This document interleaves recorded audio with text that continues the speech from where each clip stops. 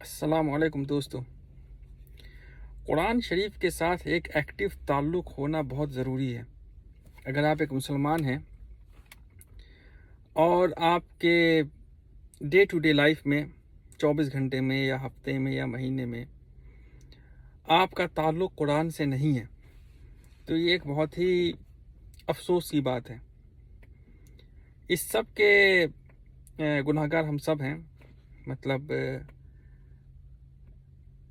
کئی بار ایسا ہوتا ہے کہ ہمیں اس چیز کا دھیان نہیں ہوتا ہے کہ ہم ایکٹیولی قرآن کے ساتھ جڑے ہوئے ہیں یا نہیں، اور ہمیں لگتا ہے کہ ہم مسلمان ہیں۔ پہلی چیز یہ سمجھنی ہے قرآن شریف کے تعلق سے کہ یہ ایک ایسا کتاب ہے، ایسی کتاب ہے مطلب یا میسیج ہے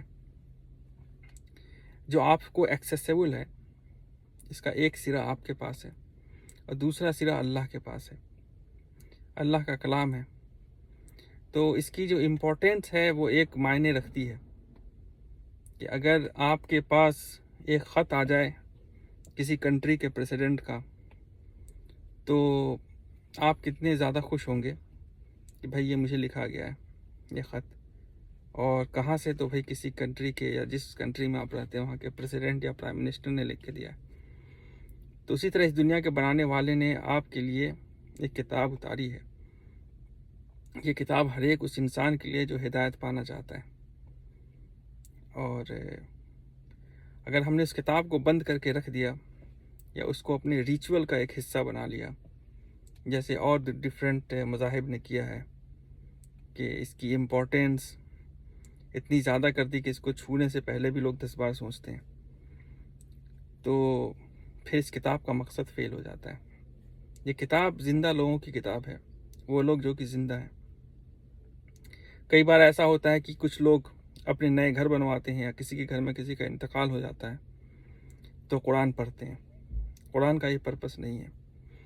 قرآن کا پرپس ہے کہ جب آپ زندہ ہیں تو اس کتاب کو پڑھیں، سمجھیں کہ اللہ نے آپ کو زندگی گزارنے کے لیے کیا ہدایت دی ہے، اس سے ایجوکیٹڈ ہوں، انسپائر ہوں اور آخرت کی تیاری کریں۔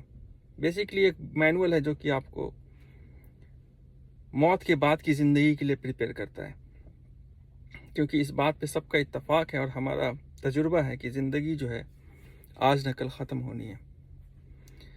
تو یہ تعلق کیسے پیدا کریں؟ اور اس میں نے بھی کافی کوشش کری ہے، مطلب اپنے آپ کو امپروو کرنے کی۔ میرے ساتھ بھی بہت کوتاہی ہوتی رہی ہے، تو ایک روٹین کا رکھنا بہت ضروری ہے۔ اور بہرحال اگر روٹین نہ ہو تو جب بھی وقت ملے کہ تھوڑی سی تلاوت کریں، چاہے آدھے پنے کی کیوں نہ ہو، اور تھوڑا تھوڑا میمورائز کرتے رہیں۔ چاہے ایک آیت کو میمورائز کرنے میں آپ کو 1 مہینہ ہی لگ جائے، لیکن میمورائز کریں۔ چلتے پھرتے آپ اگر کوئی سورہ میمورائز کر رہے ہیں، اس کی ایک آیت ہے، اس کو آپ پڑھتے رہیں۔ آپ اپنا آبجیکٹیو یہ نہ بنائیں کہ یہ میمورائزیشن مجھے اس تاریخ تک یا اس دن میں ختم کرنی ہے، وہ اللہ پہ چھوڑ دیں۔ آپ بس 1 آیت، 2 آیت، 3 آیت ایسے میمورائز کرنا شروع کر دیں۔ یہ ایک تعلق بنانے کا اچھا طریقہ ہے۔ میمورائزیشن میں کیا ہوگا کہ ایک تو میمورائز کر رہے ہیں، یہ الگ بات ہے۔ دوسرا یہ کہ آپ جتنی بار میمورائز کر رہے ہیں، جتنی بار محنت کر رہے ہیں، اس کا اجر ہے۔ ہر ایک حرف پہ 10 نیکی کا اجر ہے۔ تو اس طرح سے جو ہے آپ جڑیں گے، ایک اسپارک ہوگا، ہے نا، آپ کے اندر، تاکہ آپ اس چیز کو پڑھنے کی کوشش کریں گے، سمجھنے کی کوشش کریں گے۔ تو میمورائزیشن ایک اچھا اسٹیپ ہے۔ اور ہم فرسٹریٹ اس لیے ہوتے ہیں کہ کئی بار سوچتے ہیں کہ اچھا رے بھائی میمورائز کر رہے ہیں، ہفتہ ہو گیا، مہینہ ہو گیا، یہ صورت تو میمورائز ہی نہیں ہو رہی ہے۔ تو یہ فرسٹریٹ ہونا آپ کو نہیں ہونا چاہیے۔ بھلے ہی وہ میمورائز اگر نہیں ہو پا رہا ہے، لیکن آپ قرآن سے جڑے ہوئے تو ہیں، آپ ہر حرف پہ 10 نیکی تو کما رہے ہیں، اور سب کے ساتھ ساتھ آپ جو باقی دوسری چیزوں سے بچے ہوئے ہیں، آپ ہو سکتا ہے کوئی گانا گنگنا رہے ہوتے، یا کسی کی غیبت کر رہے ہوتے، یا کوئی دوسرے ایسے کام کر رہے ہوتے جس میں نہ تو دنیا کا فائدہ ہے نہ دین کا فائدہ ہے۔ اس کا مطلب یہ بھی نہیں کہ آپ اپنی جو دوسری ایکٹیویٹیز ہیں اس کو طاق میں رکھ دیں. فزیکل فٹنس کا کام کر رہے ہیں تو کریں، دوڑ بھاگ کر رہے ہیں، جاب ہے، لیکن جو وقت خالی ملتا ہے اس میں اپنا تعلق پیدا کریں قرآن سے. اس سے بہت برکت ہوگی اور آپ کو اس دنیا میں اور دنیا کے بعد تو اللہ نے وعدہ کیا ہے کہ بھائی آپ کو اس کا اجر ملے گا.